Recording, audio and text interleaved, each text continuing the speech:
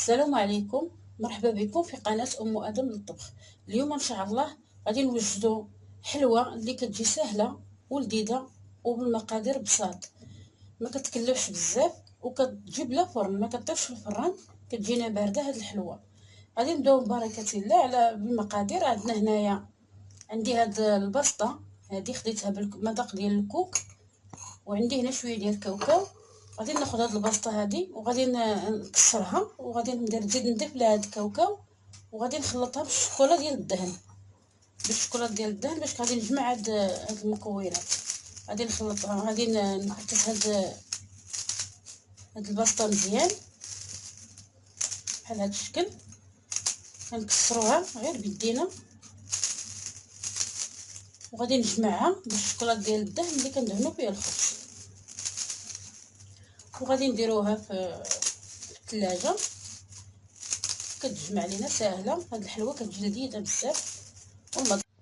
صافي دابا من بعد ما فرتت ديك الباسطه غادي ناخذ، كسرتها بيدي. دابا غادي ناخذ الشكلاط ديال الدهن اللي كندهنوا به الخبز، غادي ندير وغادي نبدا نجمع غير بشويه بشويه. غادي نبقى نجمع هاد الخليط يتجمع لينا كامل. نديروا الاصابع ديالنا بحال هاد الشكل،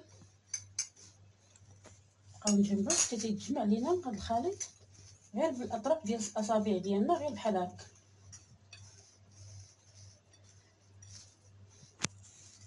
بحال هكا. غادي نبقى حتى نجمعو كامل. صافي من بعد ما خلطته كيجي بهذا الشكل هذا كما كتشوفوا، بحال هذا الشكل.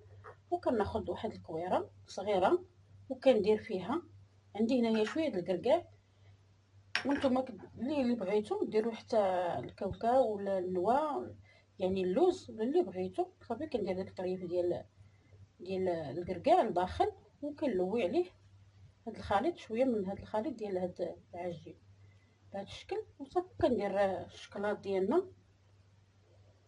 انا عندي هنايا الشكلاط ذوبته بواحد شويه ديال الزبده. صافي كنركبوها بحال هذا الشكل، وكنديروها الشكلاط بحال هكا، وكنخليو دوك الكرات ديالنا يكونوا متباعدين شويه. صافي كنجي تاني كنبدا كندير عاود قياس باش كيجيوني عبار واحد. كناخذ شويه ديال الكركاع كنديرو في قلب هاد الكره بهذا الشكل، وكنلوي. ضروري ما نكركبو مزيان باش ما تحلش لينا بحال هكا، وكنديروها في الشكلاط بهذا الشكل. صافي كنستمر بهذه العمليه بحال هكا حتى نسالي الكميه اللي عندي كامله.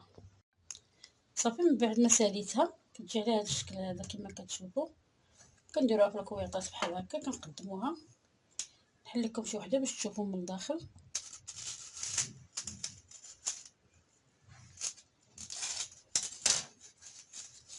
هذا هو الشكل ديالها، كتجي بحال هذا الشكل. من الداخل كتجي ديك الكركاعه باينه، وكنقدموها بهذا الشكل هذا بالصحه والراحه، وشهيه طيبه للجميع.